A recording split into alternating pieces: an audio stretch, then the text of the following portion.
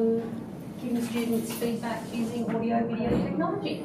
So if I haven't already met you, I'm Jamie Fulcher and I'm the Ed Designer for FIT. I commenced middle of December last year, and at the same time Matt Bangurda, who's the Educational Designer for Monash Online, commenced also. And he's a bit of a guru in this topic, so he's going to be hosting most of the workshop today. I'm just doing the introduction. And on the filming we have Jason Chedia. Probably doesn't need too much introduction, apart from being just a all-round guru on many topics and a fabulous guy to work with. So we'll keep moving. Got paid. So our aim this afternoon, we've got a couple of things. We just want you to start thinking a little bit more about audio-video feedback, where it might be appropriate in your student delivery to use it, to unpack some of your current feedback default mechanisms. So of course a lot of that's around text-based, and we did ask everyone to bring along a sample of an assessment, some feedback, so if you have that you'll be able to use it. If you haven't, don't panic, that's no problems. And also to have a go at producing. So it is critical that you've got some form of electronic device with you this afternoon. That can be your smartphone, your tablet, I can see some laptops around, your iPad, any of those devices will be fine. We'll show you how to get some software pretty easily later. Just do as you're told. I just wanted to engage you for a moment to think about feedback, because feedback is probably one of the most critical aspects of a student's journey. And when does feedback occur? Well, I know from my teaching practice, if I'm not careful, sometimes I can get held right to the end of the journey. So rather than giving lots of feedback, little bits of feedback along the way, it can get held right to the end, so the student's just about to disembark their learning journey and go on their merry way, and of course they've got all the critical feedback at that point. So feedback doesn't have to be the end of the line.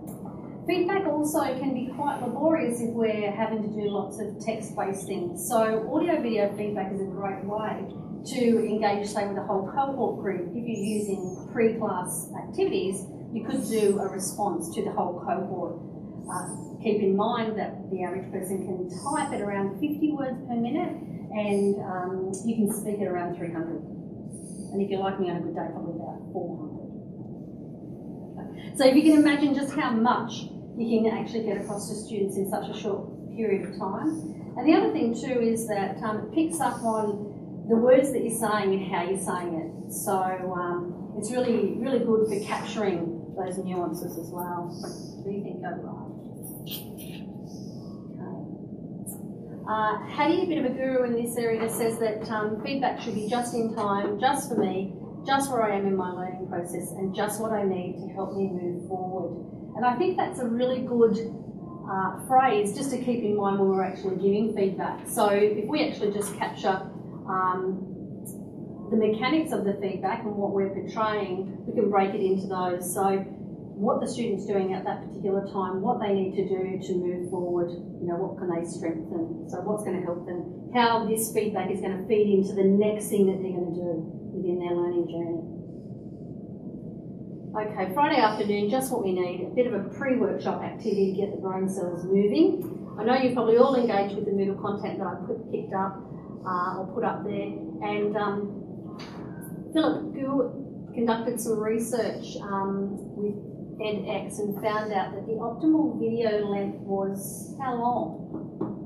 3 minutes? 6 to 12, 3 to 6, 6 to 9. If you were at the Better Teaching, Better Learning showcase earlier in the week, you probably have a good idea, because this was a hot topic earlier in the week. 3 to 6, yeah, pretty close. Most of the feedback is around, attention span is around 5 minutes. So after that they sort of tune out. And his research wasn't specific on feedback, it was on just general video length. So just keep that in mind when you are doing any filming or podcasts, to break it into some manageable chunks. I'm not saying all the content, you know, try and cram everything in. Break it into short segments if that's the case, just like we do in any learning that we do. Okay, I love Sarah Brown Westling. She's from the TeacherTube, and she used video feedback in a short video clip that only went for about 2 minutes 30. really, really practical. She used one of these devices. Was it an iPhone, iPod, iPad, or her tablet? Yeah, top of the class, David. The iPod got used. She had and Carson, was it? A little device, a little recorder that she plugged into her iPod. And she gave some really good handy hints. So if you did miss that video clip, invest the 2 minutes 30 and go and watch it. She actually breaks up the students' work in the text space. She puts numbers in the margins and she shows you how to go through succinctly giving some feedback. And we're not suggesting that we start at that level, but it's a really good thing to work towards for major assignments and things like that. Okay, someone a bit closer to home, Michael Henderson and Michael Phillips did some research. They were looking at the students' reactions to audio-based feedback, and this was against their traditional text base. How many students participated in that? Can't remember. Okay, 126. But the main thing was, of the 126 undergraduate and postgraduate students that participated in it, students overwhelmingly loved the personal aspect that brought to the feedback. They said that they felt they had a stronger bond with their lecturer, so they felt that it was really personal. And the instructors felt that they could convey more feedback, so it's sort of backing up some of the key points that I've already raised. The article also talks a little bit about what you should include. So which body parts need to be included? I think I like the last one, a picture of you. Don't worry about you turning up. What do you think? Well, here's Michael in the flesh, and he's telling us here that it's really good if you can have your head and your neck, of course, but even more if you can just zoom out that little bit more so people can pick up your hand gestures as well. It's a really good way to capture, what you're saying. Because we do talk a lot with our hands, don't we? Some of us are more animated than others. So it's something to keep in mind. So that's it for my introduction. I know you've all come to hear about audio-video feedback, so I'm going to hand you over to Matt, who's going to kick off and take us on our journey. Okay. Hi everyone. I'm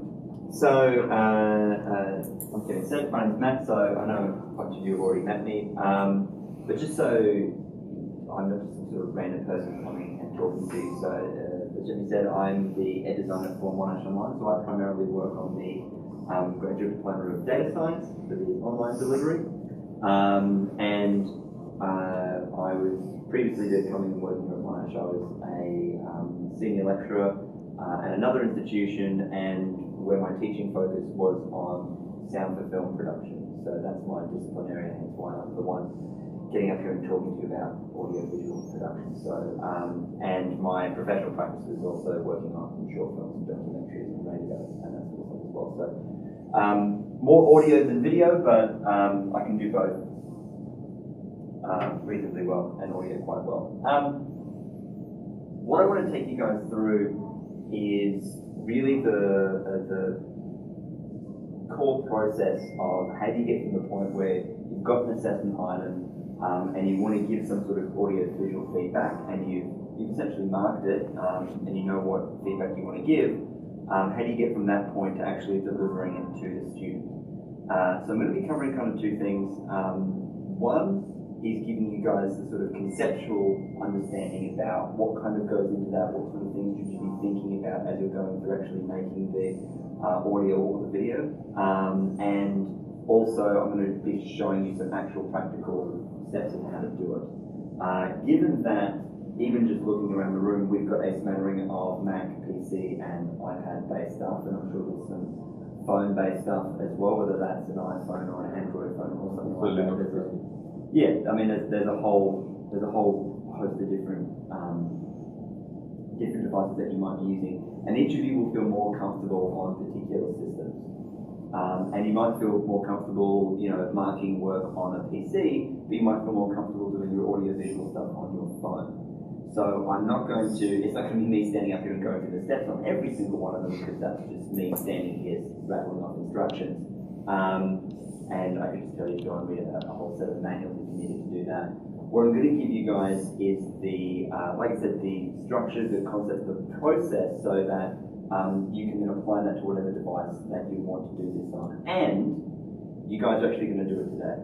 One of the big hurdles that I find with people going to do something like this is that if you don't do it, you feel more nervous about doing it, and the way the feedback is going to be conveyed better to your students is going to be if you feel confident with the technology, if you feel confident delivering feedback this way, then the feedback is going to be more well received by the students. This is not a Hollywood production. You don't have to be movie stars or anything like that. But by getting you guys to at least go through the process today during this session, you guys will get a little bit more confident with it. And that way you'll know the steps, you'll know the process. I'm not expecting you guys to remember 100% of everything that we do today, but there'll be a bunch of resources that I'll stick up on the Moodle site, so you guys can go back to that later, and I'll put up some recommendations for if you're a PC person, you look for this stuff and here's some tutorials. If you're a Mac person, if you're an iPhone person, if you're an iPad person, whatever. So that way you can look at how-tos specifically for your particular workflow, depending on how many different devices you want to use. I'm going to demonstrate some things up here. I'm also going to come around and help you guys individually as well with the system that you brought and what might be the particular kinks in that system as well. So you should be able to come out at the end of the day being able to give this a go yourselves. And don't worry if it doesn't work the first time on your own, because probably it won't, but that's okay. You know, just like you probably say to your students, you know, give it a go. If it doesn't work the first time, it doesn't matter. Just keep at it and you'll improve. So it's the same type of idea here. So where I want to start, and I'm starting from a particular point, because we ran this tutorial on Wednesday, or this workshop on Wednesday, and one of the definitely the big things that kind of came out of that was there's a lot of interest in doing some screencasting as part of feedback, as opposed to just necessarily just your voice or a lot of video, which we're definitely going to cover those as well, but screencasting seems to be a big thing. So I'm going to kind of move in that direction to start with. And I'll kind of build up these bits and pieces as we go. So, if you're going to do some, does everyone understand what I mean by a screencast feedback? My same words and yeah. Does anyone want to give me what their understanding is of a screencast? If I'm saying a screencast, what do I mean? So, I mean, like including screen content in the video. Well, not just screen content, because that could be your face and stuff like that, but actually what's happening on your computer screen. So rather than necessarily having just your face or something like that. So let's say we're talking about, if you put it from an IT perspective, let's say you've got a piece of code and you've tried to run it on your machine to assess it and it hasn't worked. You need to give feedback to the student saying, this didn't work, and you need to be able to describe what actually happened, rather than writing all that down and sending that back, because that could be very ambiguous or not clear, particularly if they're not quite across the jargon and stuff like that yet, so it might be hard to describe to them. You can actually take a recording of your screen, talking over the top as you're doing it, saying, so I've done this, and now I've gone to here, and you can see it doesn't work. And they're actually seeing what's not working, and you're explaining why it's possibly not working, what they should go back and do over the top. So that's including a bit of audio recording, and it's recording the screen as well. So that's what we mean by more of a screencast. Now you can put your face in there as well, and I can show you a technique of how to do that as well. But we're going to build this stuff up in stages. So the first thing I'm going to get you guys to do in a sec is actually just do some basic audio recording, because that'll be one of the main things that the students, you guys have probably already, or you guys probably experienced it before, where if you've been listening to a recording, if the sound is all muffled and hard to hear, you get bored and you lose focus and stuff. Well, I don't really want to listen to this. Because I think we're all old enough to remember a time with analog TV and when the picture would go, and so you get some picture distortion on TV. Most people, if you look at sort of the complaints made to TV stations, if the picture's ghosting a lot or there's some picture distortion, people will still let it sit there and watch TV. That's what they did. They didn't mind if the picture was a bit off, but the most complaints that they got, if any sort of technical thing wasn't working with the broadcast signal, was if the sound was bad. They couldn't hear what was being said, or the sound was out of sync. That's when people got annoyed and they turned off. So they made more complaints. So the picture could be terrible.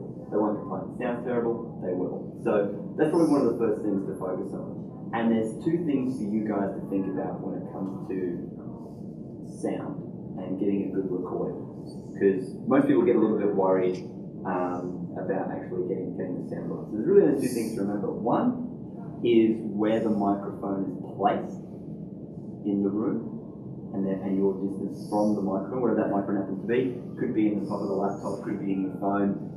You could be using a headset to record your voice. Anything seems fine to record with.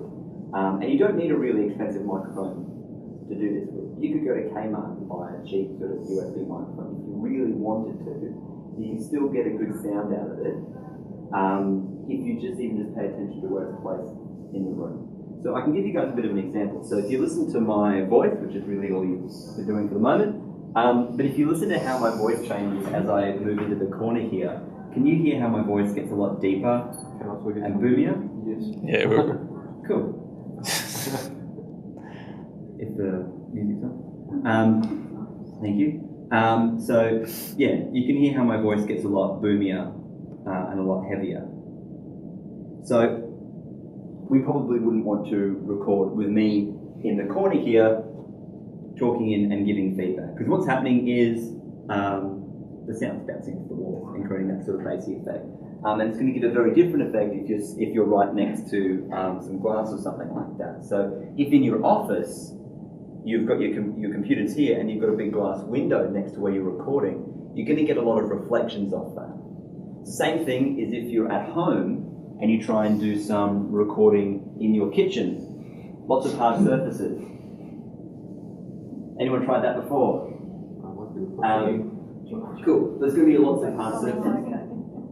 Best way, and what I used to teach with my students was that think about sound as like a tennis ball. If you get a tennis ball and bounce it off something, that's how the sound is going to reflect. And so you want a little bit of bounce, but not too much overall. So a hard surface like this, that's going to reflect a lot, so the sound's going to reflect a lot. So if my voice, microphone, the sound reflects quite a lot, you're going to get more of that reverberant sound, and then you're going to hear more of the room. And that could make it hard to hear your voice in the recording. However, if you're near something that's a bit more padded, so if in your office or in your room or something like that, there is a glass wall, but you've got some blinds or something, or you've got a curtain, just putting that down, bounce a tennis ball off a curtain, it's not really going to bounce. So that way you can stop the sound from being so reflective, and therefore you're going to get less interruption into your microphone. If anyone wants to talk more about how sound moves and how sound propagates, if you're that interested, we can have a chat after the session. It's one of the things I love talking about. But basically, the placement of the microphone in the room is going to make a lot of difference. Best way you can find is to actually get your device, hit record, talk in a normal speaking voice, and just walk around the room. Just say, I'm walking around the room now. Now I'm standing in this part of the room. Now I'm standing in this part of the room. And then listen back to it. And if you do that, you'll get a really good sense about where your voice is actually sounding okay in that space. Really, in any space that you want to record, just do this once, then you know, oh, I liked where my voice was at the table or this end of the table or something like that. So that's where you might want to do your recording. And that's why I'm saying you can find any mic, put it anywhere, and you'll get it. And you can get an okay audio recording. Or one that's a lot better than it would be. So just taking the time to think about that is going to be kind of, I guess, step one in getting a good sound recording. The second thing is to make sure that the sound isn't too low in level or too loud in level. So when you're going and doing the recording, if there's any way on your device that shows you how loud the level is, what you want to do is you want to check how, what it's reading when it's really quiet, when you're not speaking, and then what's the difference when you start speaking. So I can show that to you. If I jump into, if I don't kick anything over, so I'm going to show you guys how to do this yourselves in a sec. But if I jump into something like this, and if I want to make a new audio recording, and I'm just using QuickTime here. Yep, that's the one. All I need to do. I don't need to hear me again through the speakers, you're already hearing enough of me at the moment. Cool. So if we have a look at this, and again, I'll show you guys how to do this in a sec, but you can see how we've got a bit of a level on here. So you'll notice that it's not picking up too much sound when I'm not talking, but it's picking up plenty of sound when I am talking. So what we've got here is the sort of ambient sound of the room is a lot lower in level than the sound that we want to capture, which is the voice. If we had a situation where it was a bit more like this, so you can see how there's actually now, because I'm further away from the microphone, there's a lot less difference between when I'm not talking and when I am talking. So the problem is there, if we record like this, when we listen back to it, it's going to be too quiet. So we're going to turn the speakers up, and that's going to bring up the background sound of the room. So if there's any sort of people talking outside, or if there's construction, or if there's an aircon, all of that sound is going to get brought up in level as well. Because we recorded it really low, we're then going to turn it up ourselves after we've made the recording, or your students are going to turn it up and they're going to hear all this outside noise that's going to be conflicting with your voice. Because those sounds, and the sound of my voice, are arriving at the microphone at a much closer level, as opposed to when I'm over here and I'm standing right in front of it and I'm recording from about this far away, you can see the difference is a lot more, which is what we want. Two things you need to keep in mind when you're making an audio recording. And that's a really simple way of just improving it by a quite considerable margin. These same principles apply when you've got, music artists making albums. These are the basic principles that they start with. So it's the same stuff applies here. How's everybody with that? I know it's a pretty dry, pretty sort of simple introduction to that, but a couple of good things to keep in mind. So that's something I want you guys to keep in mind at the moment when we actually do a little bit of recording. So I'm guessing the next question that you might have is, well, how do you even get to having a look at that recording option on the Mac here? So what I'm using here is I'm using QuickTime Player to do this. So I'm going to demonstrate this one plus another one in a moment because everyone on a Mac that works here should be able to have either QuickTime Player already installed on their Monash computer, or you can get it from self-service as well. So you can get those from there and you can open that up. So any current up-to-date version of QuickTime Player, when you go up to and click on File, there's three different types of recordings that we can make: movie recording, audio recording, and screen recording on there. Now, if we're talking PC and if we're talking iPad, we're working a little bit different again. So the alternative to this, if we're going PC, which is still accessible from self-service, and it's also free on the web as well. So if you're doing this at home on your computer at home, so then you've got a Mac here, but you want to do your recordings at home on a PC, who's familiar with VLC? VLC, cool. All right, that would be your alternative. Now, VLC is coming in. The alternative for PC is VLC, and it can do pretty much the same thing for us as QuickTime. VLC is a pretty good, just video playback or audio playback device in general. Works on anything. You can get it on PC and on Mac. That's why I've got it here on the Mac as well, but you can get it on PC. So if you've gotten this, if you happen to have this, you can go File, Open Capture Device, and then you can select from there what you want to record. So if you've got input devices, that's going to be your sound and your picture. So those would be the one of the two to go with. If we're just talking about tools that are freely available either on the web or from Monash, both of these fit those requirements. I'm going to show you a couple of other tools later as well, once we start getting into editing and that sort of stuff. But in terms of making basic recordings, those would be one of the two to go with. If you have an iPad or an iPhone, is anyone using an Android device in the session? Right, iPads, iPhones, other ones? Okay, cool. If you're going with either of those, there's a voice recorder and a camera in there anyway. So you'd be using one of those devices. So our giant iPad users, you can go with the camera that's just built into there, and that'll do recording. So those would be some of the different devices that we can play around with. Does anybody have any questions at this point about anything I've gone over? Okay, you Dorian? Ziggy Stardust? Okay, cool. Alright. So what I'm going to get you guys to do now is, for the rest of the session, I'm going to get you guys to work in pairs as you guys go through and do this, so that you guys can give each other feedback as you're doing it, and so that you guys have got a buddy to work with. Because because it'll make this a lot easier. I'm going to get you guys to try a basic audio recording.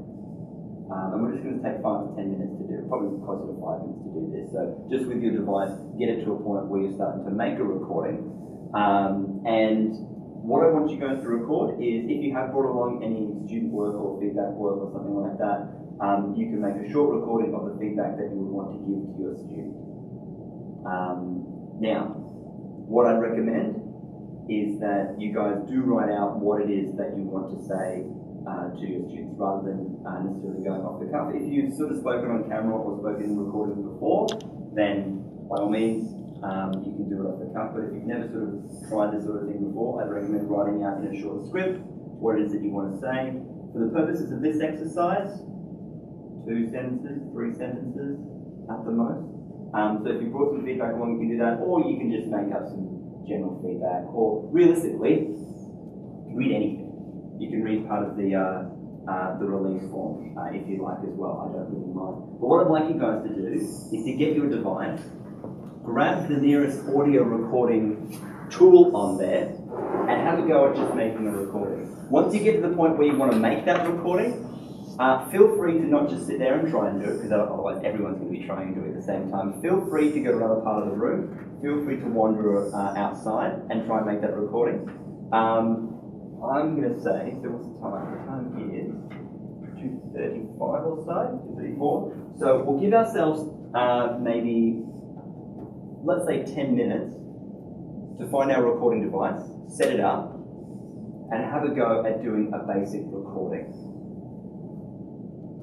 And then if we can get there, we can start to build on the screen recording and video recording.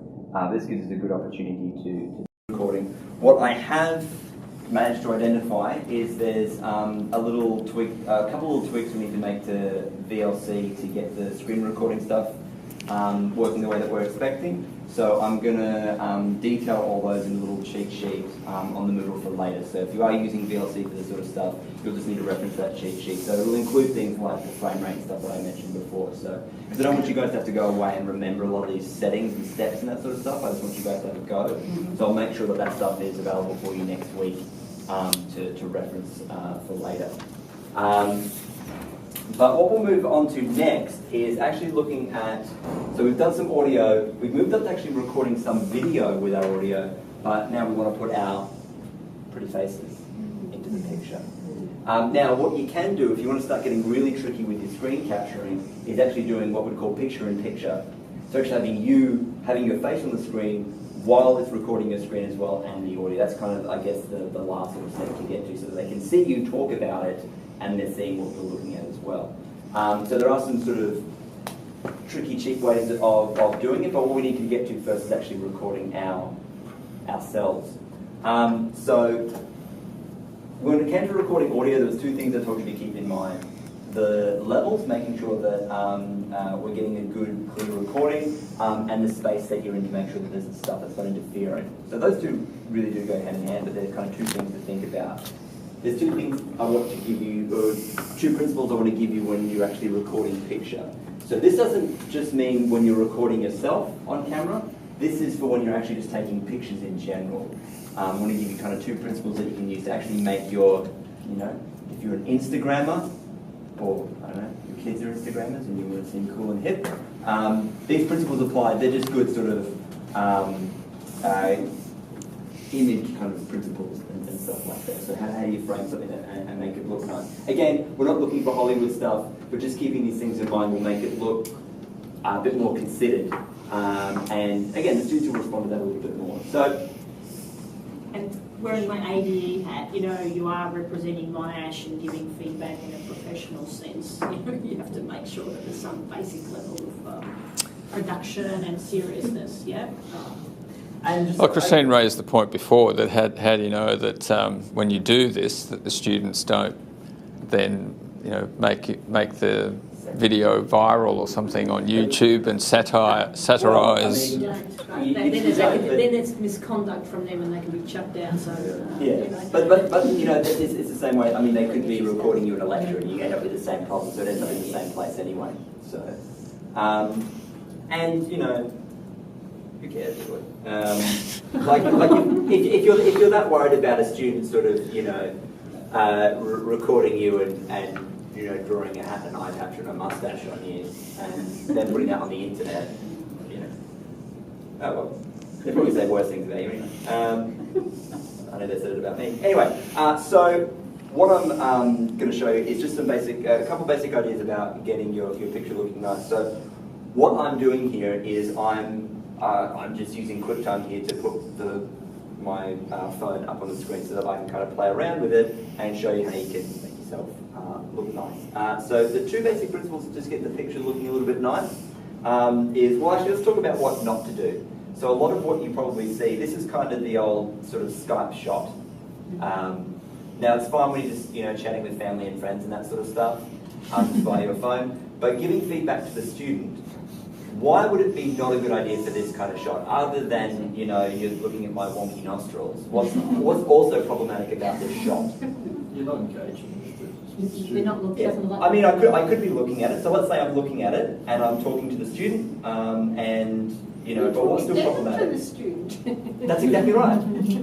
You are literally talking down to the student. They're seeing that, and you're presenting them with an image of you being above them.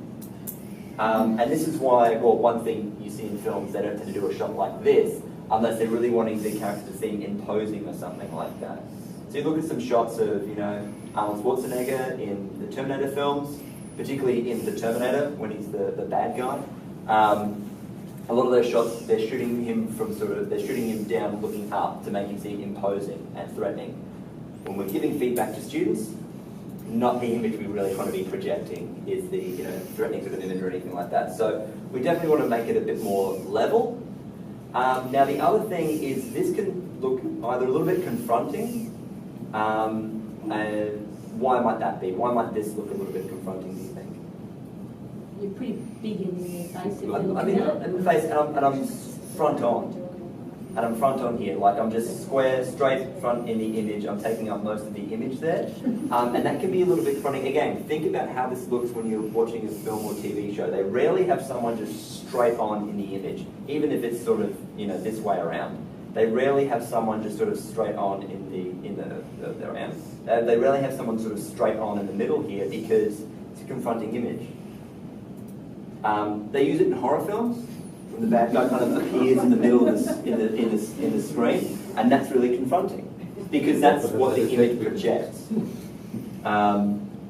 So there's a couple of rules that we can start to apply.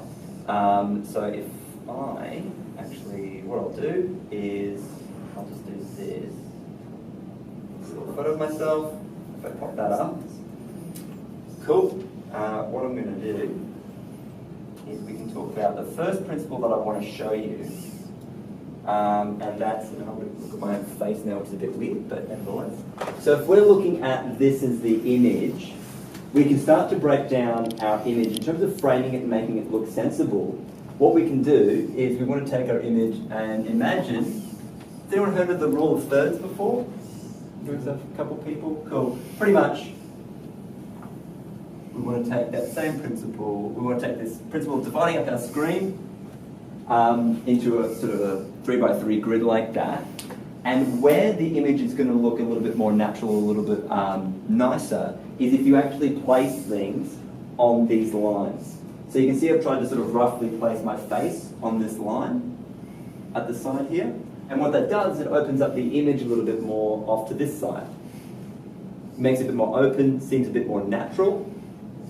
Now we can make it, if you want to take this sort of further, the more powerful things to place are things on the actual intersections. So if you put things on those intersections, they're going to actually be really prominent in the picture as well. So again, homework you can do after this is to actually just go and watch some TV and actually see that that's how stuff will be framed. You're not going to see a lot of stuff straight in the middle. You're going to see stuff off to the side and someone talking this way. So someone in one image might be talking this way to another character and they do the reverse shot and they're kind of on this side of the rule of thirds. So this is just the basic way that you can frame it to make it look a little bit more natural, is you just put yourself off to the side. Don't stick yourself right in the front. Put yourself slightly off to the side. And if you want to get a little bit trickier about it, maybe have a pot plant. I'm thinking of this because I did this yesterday. Put a pot plant on the other intersection that's maybe behind you. And that way you've got one image and another image, and it'll actually make it sort of look a little bit nicer. Again, we're not going all Hollywood with this, we're not going, you know, too fancy or anything like that, but it does just make the frame look a little bit nicer. What do you say about, you know, do you have a clear wall behind you? Do you have your academic bookcase? Do you have your computer or techie things? I would say the short answer, the very vague answer is anything you like. The more specific answer is have something that the students would expect from you. So if you are the sort of person who is always in your classes referencing like textbooks, like, oh, you should get this book out the library, you should get this book, then if you've got a bookcase behind you, that makes sense to them. It's just like, oh, they're always talking about books. They might not be thinking it, but they're always talking about books, and now there's some imagery of books behind them as they're giving me this feedback. So that seems like the sort of place that they would be in.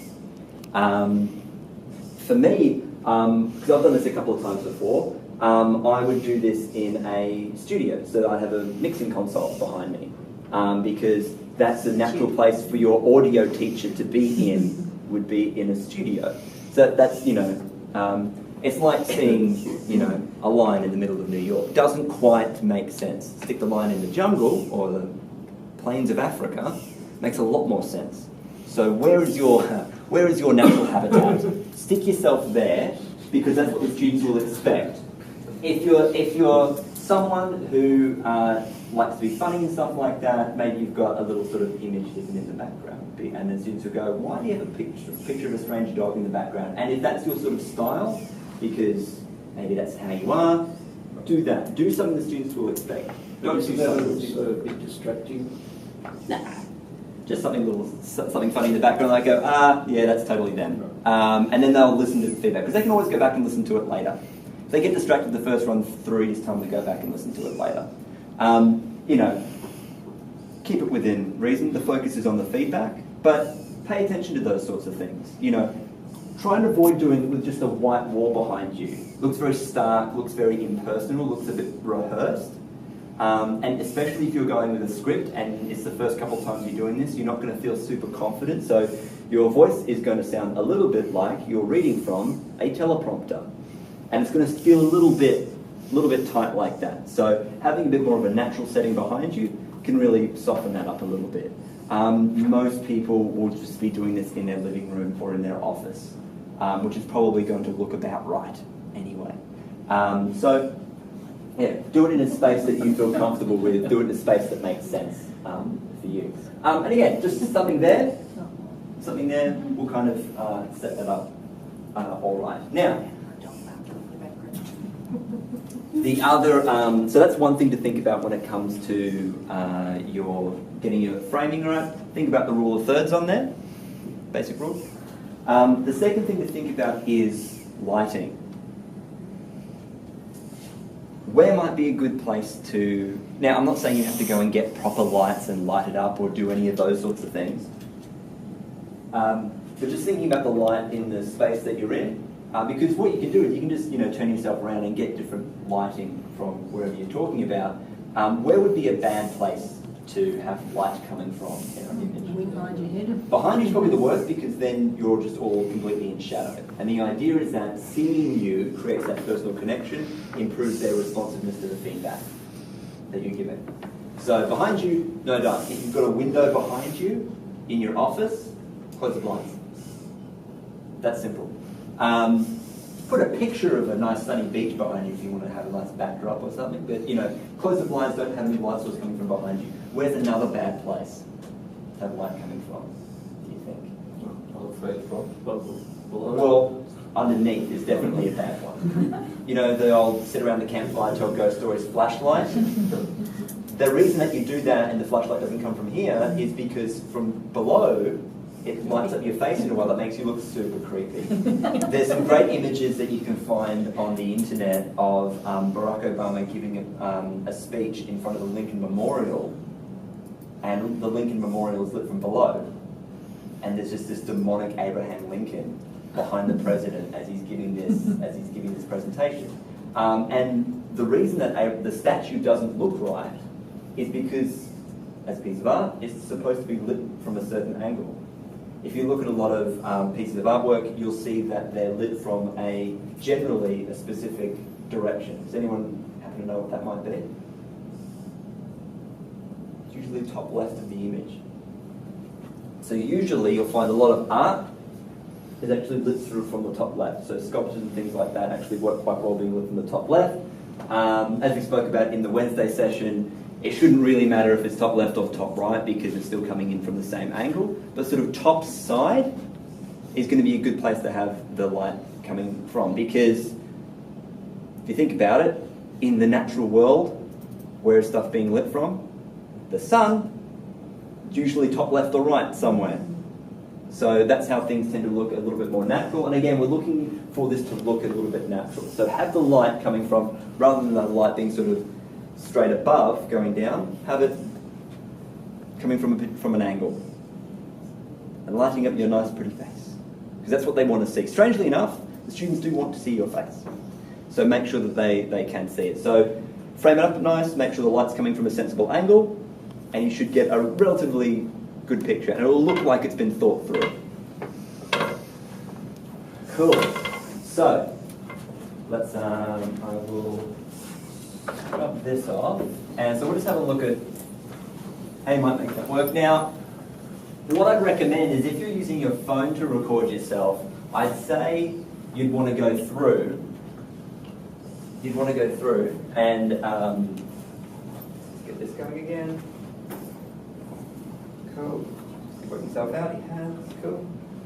Flip that around. All right. So if you're doing it from your phone, ideally you'd be placing this, on a surface to keep it stable. Students are not going to want to see this because you'll make them seasick. So you don't want to do that. Something like this is probably not too bad. You can see them off to the side. You've got to get used to, and I think Anne brought this up before, you've got to get used to more looking at the camera so that you're talking directly to the person rather than peacocking and looking at yourself or looking up at a script or something like that. You want to make sure that as you get more comfortable with this, you'll get used to sort of talking to yourself on camera. Oh, one thing I forgot to mention before, put that around so it doesn't look too weird. One thing when you start making even just basic audio recordings or doing the screencasting or doing the video, one thing that you're going to find really weird, and some of you will have found it before when you made the audio recording, is you don't like hearing the sound of your own voice. Would that be a fair statement for everyone? You heard the recording back and you went, that's gross and weird. A couple of things to keep in mind about this, because for the past more than a decade, all I've done is listen to myself. The thing to keep in mind is that the way that recording sounds to other people just sounds like your voice out of a speaker. So your students will listen to that and go, well, that sounds like them. The only person who has a problem with the sound of your voice is you. Maybe your kids, but mostly just you. And the other thing to keep in mind about this is you're so used to hearing your voice from inside your own head that you've got a particular, and that's why it sounds weird when you hear it recorded. But you've got so much bias in the sound of your own voice. What you hear, your brain is tricking you again, and what you're actually hearing in that recording is not what other people hear. So you never really hear the sound of your own voice properly. You get used to it after all. Like I can hear myself record, it doesn't bother me anymore because I just heard myself so often. So I know what to expect when I hear it, and that's probably the best place you can get to, is you know what to expect when you hear it, you just get over it. But you just need to keep doing it, and then it stops bothering you. But you never really hear your own voice properly without some sort of bias coming into it. So I guess the story is, get over it. It doesn't matter. Everybody else hears it fine. Nobody else thinks it's strange. That's what they expect. That's what your voice sounds like anyway to people. They're already hearing it, so don't worry about it. Your students have already heard it. So, cool. And so the other thing is, when people first start to do this, they'll do something like this where they're not quite looking at the camera, or they're looking at a script, and then they're talking. This can be really distracting and really off-putting because then it looks scripted and performed. I'd still recommend writing a script, but when you go to do this feedback, do it 2 or 3 times. Record it, give the feedback. You can listen and play it back to yourself if you like. But record the feedback, do it once, do it a second time, and then probably do it a third time. And either the second or third time will be the one that you feel more comfortable to upload, pretty much. Does that make sense to everyone? Cool. So that's what I would recommend. Probably because that will give you a chance to be a bit more natural about it. If you've done the script a couple of times, you'll know more of the beats in it, and you'll be more inclined to look back at the camera and then maybe check your notes and that sort of stuff. Students won't mind if you sort of glance at your notes or something like that. You can even say at the start, I've got my notes here, so if I look down, that's what I'm doing. And then that can reassure them, oh, when they look down, they're looking at their notes, they're not looking at themselves or something like that, because again, that can look a bit weird. And you are tempted to look at yourself. One thing you can do is if you're recording on your screen, which is what I might switch to now, so I can start holding that. I'll go here, and we'll switch to this mode. See, this is so weird, it's all backwards. Alright, anyway, and see now I'm peacocking because I'm looking at myself on the camera. So what you can do instead is, so that you focus on looking at the camera like I am now, is actually put your, like if you've done your script up of what you want to say in Word or something like that, just pop that up on the screen instead. So if I just go to, like let's say if I jump back to just this, you're still recording and the image is still coming through and being recorded, but now you're looking at your script instead. And you know, I didn't even plan to do this, but I just started doing it because I'm not seeing myself. I'm now looking at you guys because that's who I'm talking to. I just noticed myself doing it because I'm not looking at myself. So that can be a really easy way of just stopping that process of looking at yourself and checking yourself, because we all do it when we're on Skype. There's a little window of us and we spend most of our time looking at ourselves rather than looking at the person we're talking to. Because we're just naturally inclined to do it. It's just the way we are. So I can maybe frame myself up this way, something like that, as I'm talking. Okay, what I'm going to do now is I'm going to make a quick recording of myself with the picture here. So I'll just turn this on, and I'm making a quick recording, and I'm trying to remember to frame this up nicely, although it's a white wall, so it's a bit messy. But that'll be my recording. Cool. So now that I've made that, so all I did was hit record there, just like you would on any of your devices. The next thing I want to talk about now that we've made a quick just straight video recording is, once you've got this, am I going to want to do, like, give them the whole video as it is right now? Do you think? No. And you can tell that from the way that I asked that question. Do we want to do this? No. You're all right. No, we don't. Why not? What's wrong with what I did with the video here? What did I do? Start and end stuff? Yeah, it's pretty much start and the end. Because have a look at how I started this. Can't hear it, but it's probably because I've still got my music going. Let's turn the music off.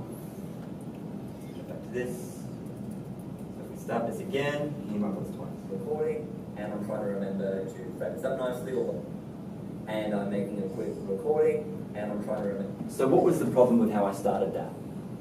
You're sort of in the middle of... I was in the middle of a sentence because I was talking to you guys, but notice how I just hit record and started talking. The best thing you can do is hit record, and you know what, take a drink of something, because we can just edit it. We can just cut that out later on. Don't be afraid of hitting record and then going, oh, where's my drink, where's my piece of paper, and walking off and just leaving it recording. It's fine, we can just cut it out. Super simple.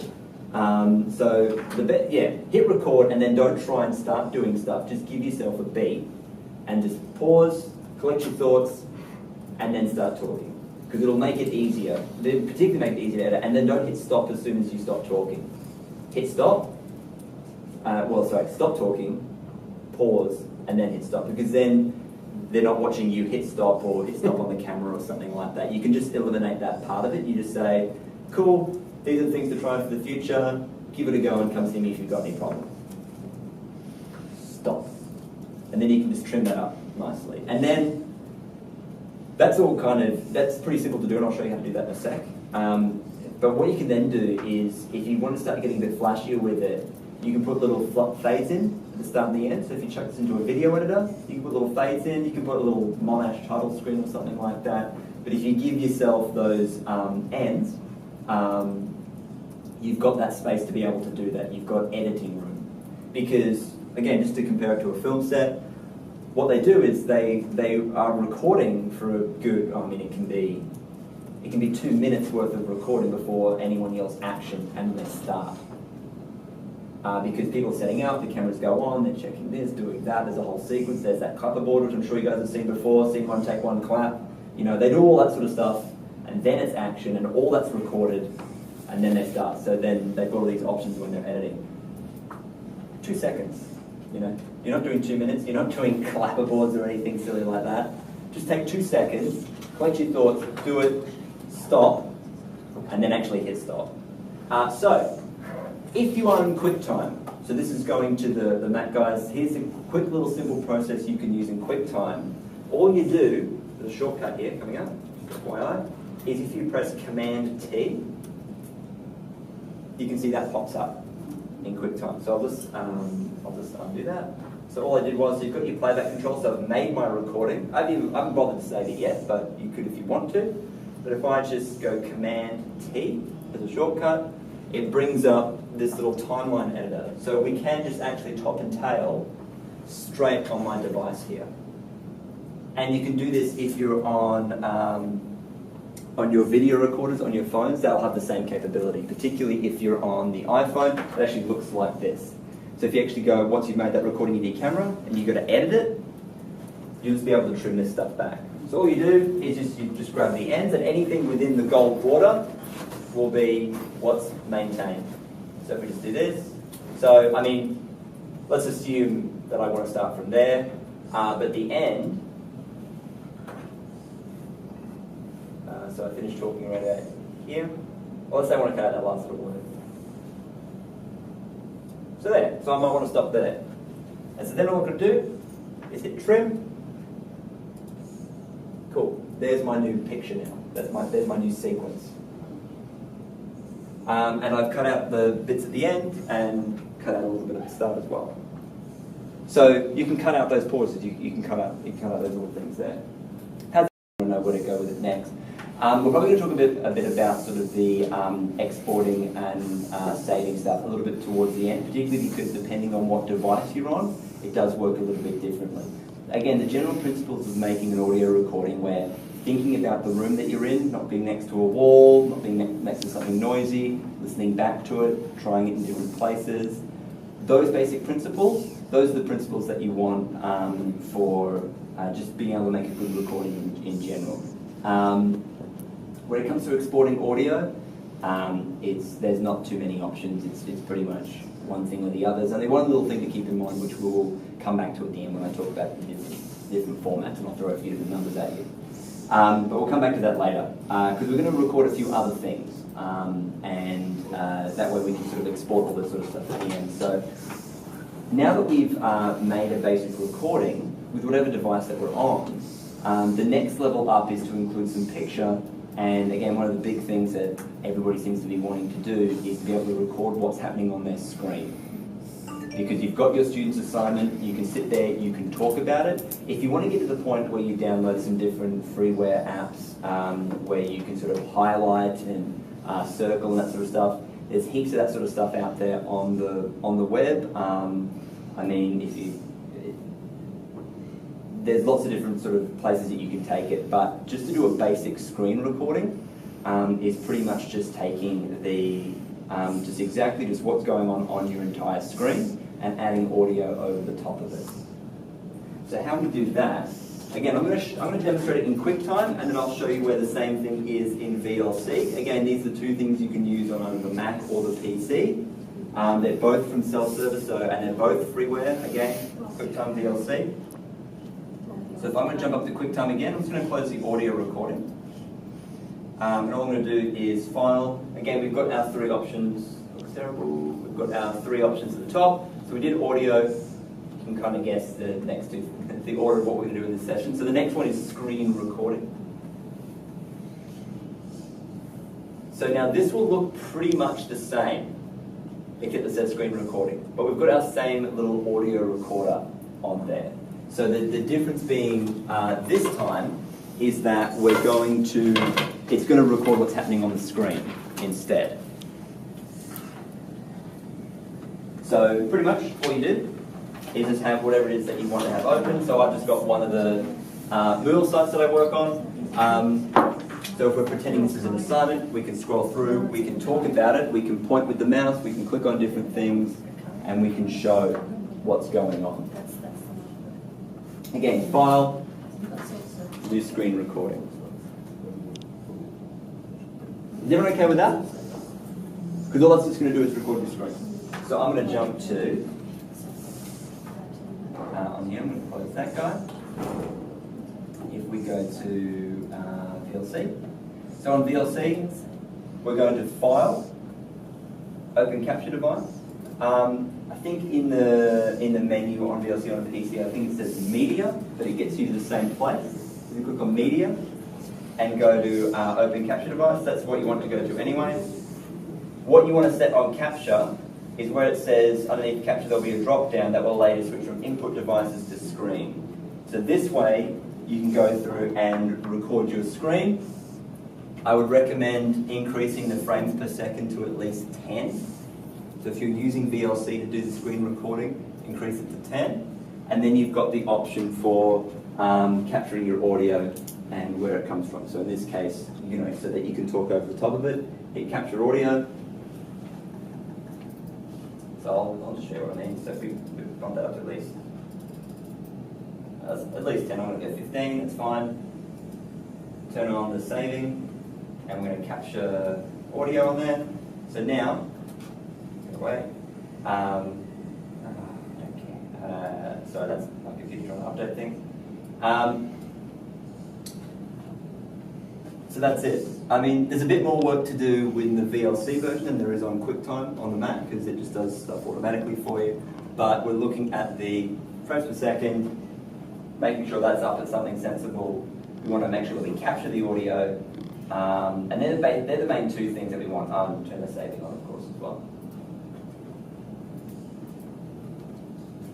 Does that give people some options? Is the VLC, is that a free software? VLC is free, so you can grab that from the web, Mac or PC. I believe Linux as well has a build of VLC on it, so if you're that kind of person, you can do that. But then again, if you're a Linux sort of person, there's a whole bunch of different packages you can get, like media production packages that have all this fancy stuff in there anyway, if you happen to be that sort of person. But if you're just, because, where do I want to go? Okay, I'll come back to something in a sec. Likely you'll be on a computer wanting to capture a screen recording. So again, that's VLC if you want to try it on a PC, freeware, easy to do. QuickTime will do it for you on the Mac. And again, with QuickTime, it is pretty much just the file, new screen recording option. Now, you may want to record the screen of your phone or your tablet. So if it is a iPad or an iPhone and you've got a Mac, this becomes very, very simple and you can do it for free. Sorry, it's starting to sound like an ad for Mac and Apple and stuff. So what you do have is, so what we can do is, and we're going to move up and do more on this in a sec, but in QuickTime, if I go to new movie recording, I can, it's already done it for me. So what it'll come up as is a default, so that I left that way from earlier. So if you go to new movie recording, you can see we can get into some picture on here. And all I did to get my phone up there was click on the little drop down next to the record button. And I went to my phone, and it will, there's my phone. Did you have to have it plugged in? Yep, so I've just got it plugged in via the lightning cable, so the USB connection for it. So once it's plugged into the computer will pick it up. And then yeah, you can you can switch that in QuickTime. So if you have to record something off your phone, I don't know if anybody does stuff with mobile apps or anything like that you may want to be doing it with, or perhaps you've got something on the phone that you want to show them as you're talking over as well. So you can record the screen from your phone as well. Should work with your iPad as well, so it should be able to pick it up as well. So if you need to, that's sort of a little extra. You're using QuickTime here for that, or QuickTime, yeah. So if it's coming off like an iPhone or an iPad, it needs to be QuickTime on your machine, on the Mac as well. So it's not going to it go. doesn't work for a PC and a Mac. PC, and an iPhone. PC, I haven't found a simple workflow as yet. But if you do happen to have that right combination of gear, you can do that. Okay. Do you guys want to have a go at doing a quick bit of screen recording? I'm tempted to give you guys maybe 5 minutes to just have a quick go at doing it to see that part of the process. Just because I know it's a popular thing. So again, if you're on VLC, you can jump to. If you're on VLC, you can